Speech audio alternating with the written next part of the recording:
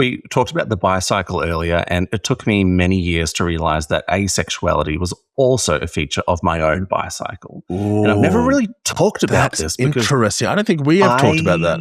We haven't talked about this. So, breaking news, everyone, because I really only in the last year came to realize that asexuality was a feature of my bicycle, in that there will be periods, usually quite long periods, where I do not experience sexual attraction. It just does. It's just not a thing. And it's a very confronting experience to go through when you are not persistently asexual.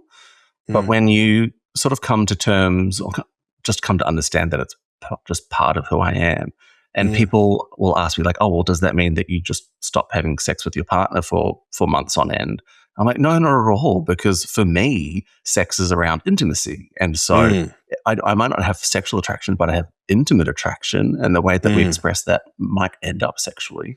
But sex is by no means on the mind, Yeah, a lot of people in the ace community talk about that. It's like, it doesn't mean that like I don't do it or don't want to do it. It's just not something that like drives me. And some people are the opposite. Some people are just like, I don't do it because it's not a part of who I am.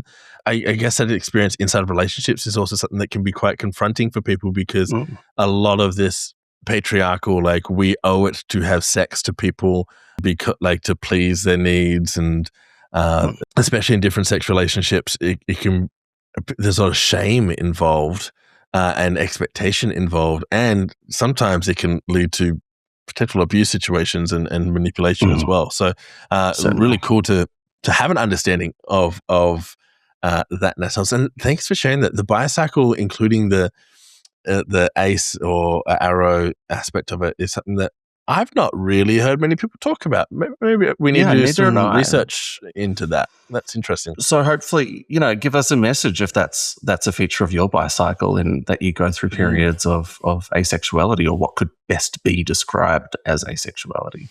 Yeah, it's been interesting. And thank you to the ace and arrow people in my life who have helped me come to understand it. Like, this is the beauty of our community and the beauty of coming together, because I would be lost and deeply confused and also deeply concerned because of what we're told. And so to actually be able to talk these things through, legends. Yeah, that's super cool.